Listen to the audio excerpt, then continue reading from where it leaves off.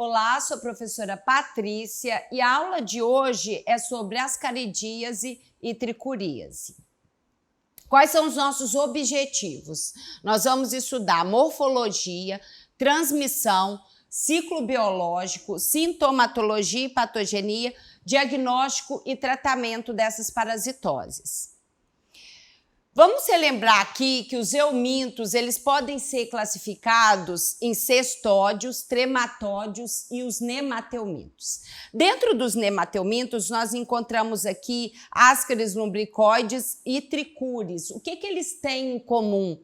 Eles são geoeumintos, né? Esse termo de geoeuminto ele é muito importante, porque ele quer dizer que uma fase do ciclo biológico do parasita obrigatoriamente acontece no solo. E nesse contexto, a geomintose se tornam importantes problemas de saúde pública e acontecem principalmente em países de desenvolvimento. Na lista de doenças tropicais negligenciadas, nós temos essas parasitoses, né? E quando a gente fala de geomintose, não inclui apenas ascaris lumbricoides e tricúris, mas os ancilostomídeos entram aqui como importantes exemplos. Esses aí têm em comum que uma fase do seu ciclo biológico, como eu trouxe aqui como exemplo a ascaridíase, vai ocorrer obrigatoriamente no solo. Ou seja, não tem transmissão oral fecal. A transmissão vai ocorrer através, por exemplo, da ingestão de águas e alimentos contaminados com fezes, né, contendo os ovos infectantes desses agentes, como, por exemplo, na ascaridíase e na tricuríase. Bom, mas vou começar falando de ascaridíase, que é a principal eumintíase humana, né? O agente etiológico envolvido é o ascaris lumbricoides, que é a única espécie capaz de causar doença em humanos. Existem outras espécies de ascaris, como o ascaris sum, que acontece em porcos, mas eles não conseguem completar o ciclo em humano, sendo, portanto, o ascaris lumbricoides a única espécie envolvida aqui. Né? Como é a morfologia desses eumintos? Vamos lembrar que eumintos, eles existem como vermes adultos. Os vermes adultos liberam ovos, esses ovos são embrionados e vão se tornar larvados. Quando essa larva amadurece, ela consegue sair do ovo, eclodir. Então, em alguns casos, ela precisa, inclusive, passar pelo pulmão para completar o seu ciclo. Então, quando a gente fala da morfologia, nós vamos ter aqui os vermes adultos, que são vermes grandes, né? O macho pode chegar a 30 centímetros e a fêmea até 40. Em nemateumintos, a gente sempre tem as fêmeas maiores que os machos, eles apresentam um dimorfismo, porém, a gente não consegue identificar a diferença entre machos e fêmeas, assim, simplesmente avaliando a sua morfologia. Bom, qual que é o hábitat desse parasita? Ele habita o intestino delgado do homem, principalmente região ali do jejum e ilho, porém, infecções intensas, eles podem ser encontrados em toda a extensão do intestino delgado, né? Então, aqui uma alça intestinal, com vermes adultos de ascaris lumbricoides. E o ciclo biológico? A gente fala que esse ciclo é um ciclo monoxênico, ou seja, ele tem apenas um hospedeiro, mas ele também é um geoeuminto, né? Como eu falei para vocês, uma parte do ciclo obrigatoriamente vai ocorrer no solo. Então, vou explicar aqui para vocês como ocorre a transmissão, né? O homem ingere águas e alimentos contaminados com ovos de ascaris lumbricoides contendo a larva infectante.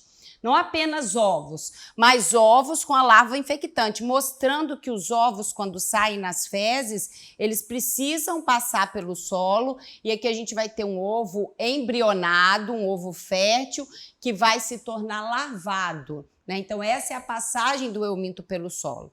O homem ingere esse ovo, principalmente em águas e alimentos contaminados. O ovo passa pelo estômago. No intestino, a larva eclode.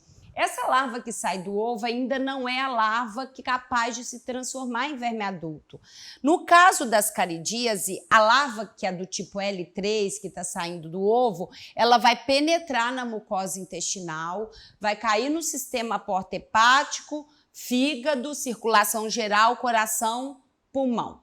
Vai chegar no pulmão e a gente fala, então, que esse parasita ele realiza o ciclo pulmonar, né? A larva do euminto precisa ficar no pulmão aproximadamente 5 dias, fazendo suas migrações, e ali ela vai evoluir de larva L3 para larva L4. Alguns autores dizem que ela chega à larva do tipo L5.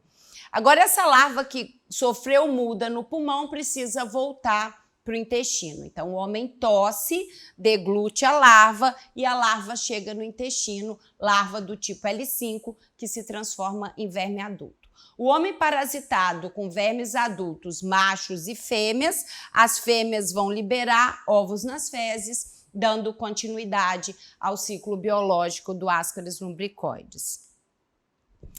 Qual que é a única forma infectante? É o ovo contendo a larva L3.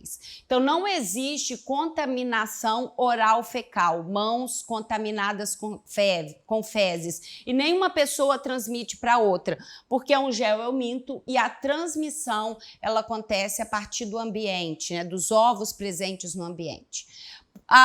Então, a transmissão por via oral, importante. Acontece o ciclo pulmonar nesse euminto, que é a passagem da larva pelo pulmão, e o período pré-patente, que é desde a ingestão de ovos de Ascaris até a eliminação das formas nas fezes, é em torno de 70 dias. Em relação à patologia e sintomatologia, como a maioria das parasitoses, grande parte vai ser assintomática, né? Muitos pacientes não apresentam sintomas. 1 em cada 6 pacientes vão apresentar sintomas. E esse sintoma está diretamente relacionado com a carga parasitária e com a condição imunológica do hospedeiro.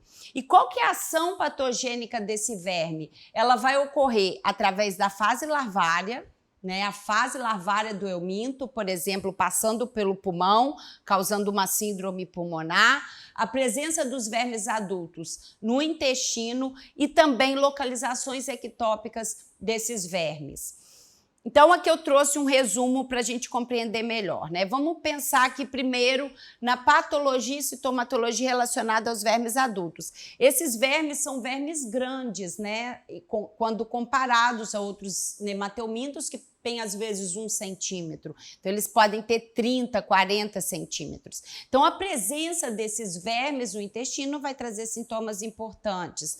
Alteração da mucosa intestinal, com alteração de absorção de nutrientes, competição de alguns nutrientes, mas um quadro preocupante que vai ser a obstrução intestinal por Ascaris. Então, quando o paciente tiver muito parasita, ele pode ter um quadro de obstrução. Além disso, né, da presença dos vermes adultos na luz intestinal, a gente pode aparecer aqui localizações ectópicas. O que é isso? Quando o verme aparece em outros locais que não o intestino. Por exemplo, aqui, ó, verme saindo pelo nariz, pela boca, né? Aqui um verme se exteriorizando pelo canal lacrimal. Lembrar que o verme tem 30 centímetros, mas até ele chegar lá, ele pode ter 1 centímetro, 2. Então, aqui a gente vê uma localização importante ectópica de um verme adulto. E as larvas, né? Principalmente um quadro pulmonar que é caracterizado por uma síndrome conhecida como síndrome de Leffler, que é uma síndrome pulmonar que pode cursar com produção de escarro, febre, eosinofilia e é caracterizada pela presença de larva dos eumintos que tem ciclo pulmonar. Então, pode ocorrer tanto nas caridíase quanto na ancilostomose e na estrongiloidíase, que são as eumintíases, onde ocorre o ciclo pulmonar.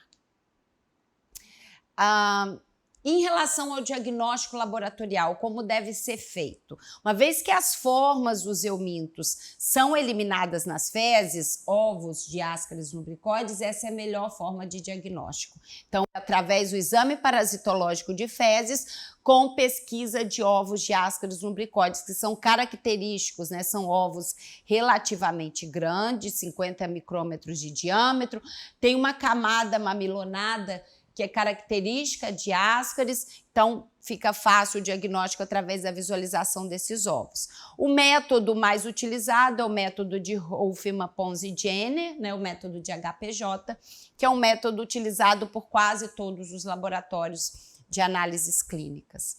Bom, em relação ao tratamento, a ascaridíase é tratada com drogas antihelmínticas, como, por exemplo, drogas bem usadas, piperazina, pamuato de pirantel, mebendazol ou albendazol. E no caso de obstrução intestinal por ascaris, principalmente em crianças, né, deve ser realizada uma aspiração gástrica contínua, administrado piperazina por catéter orogástrico e óleo mineral, para facilitar com que os vermes consigam sair, uma vez que está obstruído, né? É importante utilizar óleo mineral por catéter também orogástrico, 30 minutos após a piperazina e hidratação venosa.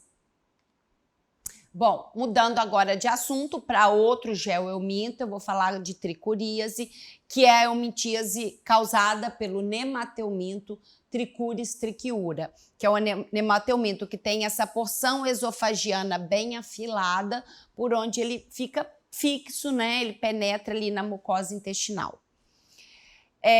Os vermes adultos do Trichuris trichiura, eles têm de 3 a 5 centímetros de comprimento. Chama bem atenção essa parte afilada, né, que eles ficam conhecidos como vermes em chicote, e eles habitam o intestino grosso. Machos e fêmeas no intestino grosso do homem, cópula, postura dos ovos, liberando então ovos de Trichuris trichiura, que também são bem característicos.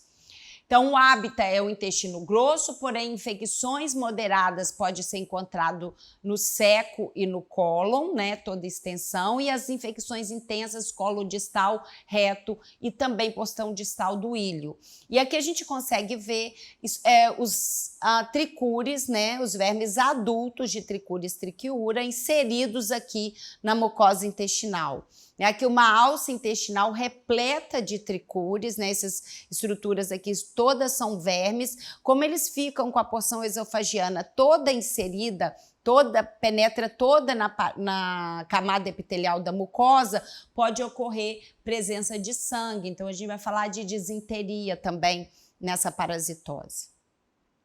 E o ciclo biológico, né? Um gel euminto, então uma fase do ciclo obrigatoriamente acontece no solo. Então a gente vê que o homem libera nas fezes ovos de Trichuris trichiura, ovo embrionado, que no solo vai se tornar larvado.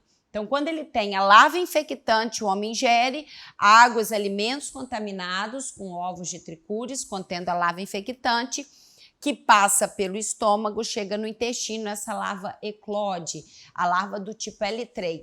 Aqui tem uma diferença da tricuríase para a ascaridíase, que embora sejam geoemintos, o Trichuris não realiza ciclo pulmonar. Então essa larva L3, ela vai migrando do intestino delgado até o intestino grosso e nesse caminho ela se transforma em vermes adultos. Quando vermes adultos no intestino grosso, a porção esofagiana penetra na mucosa epitelial, no epitélio, né, do intestino, e eles ficam ali se alimentam de sangue, fazem a cópula e as fêmeas liberam os ovos nas fezes. Como que é a sintomatologia? Lembrar que muitos podem ser assintomáticos. Então, infecções leves, os pacientes podem ser assintomáticos, mas infecções pesadas, que a gente considera de 500 a 5.000 vermes, os sintomas podem ser importantes. Em crianças pode simular uma colite ulcerativa, e em adultos uma enterite, né, uma inflamação intestinal. Como eu falei para vocês, esses vermes estão fixos, assim, presos na mucosa, vai sangrar e pode ocorrer um quadro, então, de disenteria. O paciente vai ter dor e sensibilidade abdominal importante e ocorre o aumento do peristaltismo na tentativa de eliminar esses vermes que estão presos. E como o organismo não consegue eliminar o verme, uma vez que ele está preso na mucosa, pode ocorrer uma complicação, que é o prolapso retal. Então, aqui a gente vê um prolapso retal com vermes de triquiúra inseridos aqui na mucosa, né? Bem característico, então patognomônico de tricuríase, prolapso retal com vermes adultos de tricúris. Aqui também nós podemos visualizar, né, esses vermes. Como que é feito o diagnóstico? Mesma forma do ascaridíase, pesquisa de ovos nas fezes, né? Uma vez que as formas são eliminadas e o ovo é muito característico, esse ovo aqui em barril, é feito pelo exame parasitológico de fezes e pode usar o mesmo método, que é o método de HPJ, né? Um método de sedimentação espontânea, e após realização do método, uma alíquota do sedimento é colocado na lâmina e o ovo, se presente, será visualizado. O tratamento, ele pode usar mebendazol, a droga de escolha, né, antihelmínticos importantes, e o palmoato de oxantel também pode ser utilizado. Só uma observação, que o palmoato de oxantel, embora tenha ação semelhante ao palmoato de pirantel, ele não é muito indicado para infecções por ascaris lumbricoides. E para finalizar aqui essa aula, eu fiz um quadro aqui para a gente comparar ascaridíase e tricuríase. Eu falo sempre que é importante a gente estudar as parasitoses comparando, é uma forma de assimilar melhor, né? Então vamos lá. Tanto ascaris quanto tricuris são geoelmintos e apresentam exatamente a mesma forma de transmissão, que é a ingestão de águas e alimentos contaminados com ovos contendo a larva infectante, né? No caso de ascaris, ovos de ascaris, no caso de tricuris, ovos de tricuris. O ascaris lumbricoides faz ciclo pulmonar, tricuris triquiúra não. Então aqui nós podemos ter síndrome de Leffler e aqui não vai ter síndrome pulmonar. O fato de fazer síndrome pulmonar aumenta os eosinófilos, então a gente vai ter aqui uma eosinofilia mais importante, né, e aqui uma eosinofilia mais discreta quando comparada com a ascaridíase. O diagnóstico é pesquisa de ovos nas fezes e o tratamento das duas parasitoses pode ser realizada, por exemplo, com mebendazol.